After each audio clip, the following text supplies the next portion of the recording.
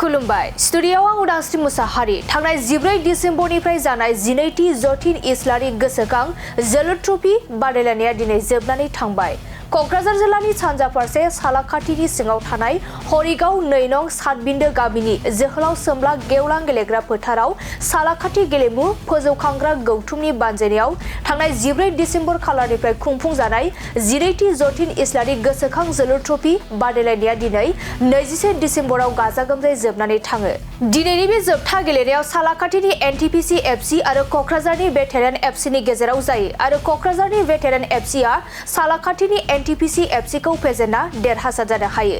बे 12थि जतिन इस्लारि गोसोखां जोलुर ट्रफी गेलेनाय बादायलायनायाव गासै मोन 8 हानजाफोरा बाहागो लादोंमोन आरो बे बादायलायनायाव सेथि बान्था देरहासार जानो हानाय हानजानो 40,000 रांजों लोगोसे ट्रफी आरो नैथि बान्था देरहासार जानाय हानजानो 25,000 रांजों लोगोसे ट्रफी होनाय जायो। हाबाफारि बायदियै दिनै बेलासिनि 2 रिंगासो समाव गेलेजेननाय जोलुर बादायलायनायखौ बेखेवनानै होयो बिटिसिनि मावफुं सोद्रोमा देरहासार बसुमतारी बिथाङा।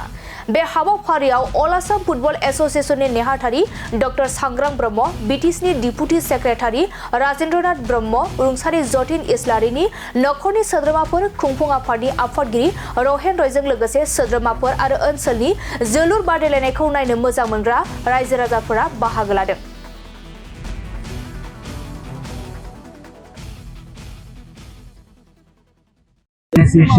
আজি জুটাইন ইসলারি মেমোরিয়াল চ্যাম্পিয়নশিপ ট্রফি সুন্দৰকৈ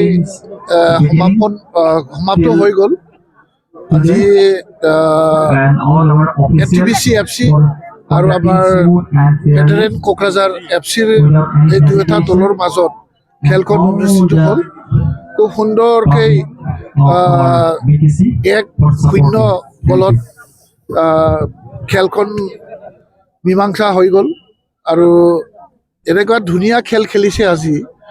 ভৱিষ্যতত ইয়াতকৈ আৰু সুন্দৰকৈ খেল খেলিব পাৰক বৰ খেলুৱৈ বন্ধুসকলক মই উৎসাহিত কৰিছোঁ আৰু ভগৱানে তেখেতসকলক যি টেলেণ্ট দিছে এই টেলেণ্টখন আকৌ আগুৱাই লৈ যাবৰ কাৰণে চেষ্টা কৰিবলৈ মই প্লেয়াৰ বন্ধুসকলক মই অনুৰোধ জনাইছোঁ।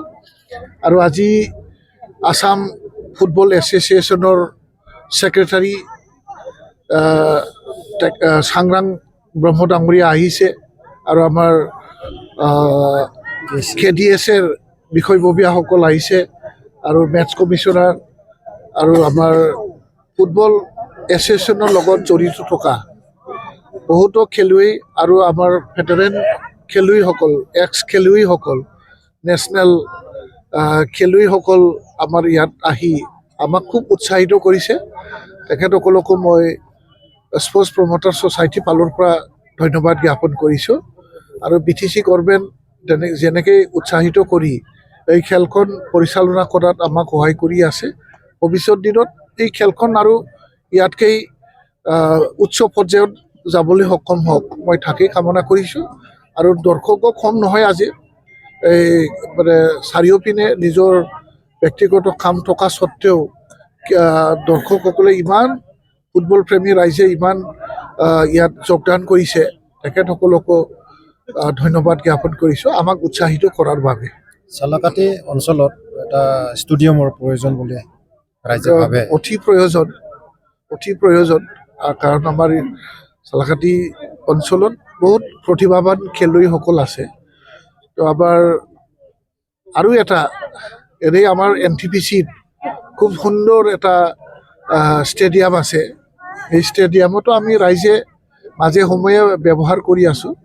ইয়াতকৈ আৰু ইয়াতেও যদি আৰু এটা ষ্টেডিয়াম ভালকৈ বনাব পাৰে তেতিয়াহ'লে আৰু বিভিন্ন ডিচিপ্লিনত আৰু আমি খেলুৱৈসকলক উৎসাহিত কৰিব পাৰিম।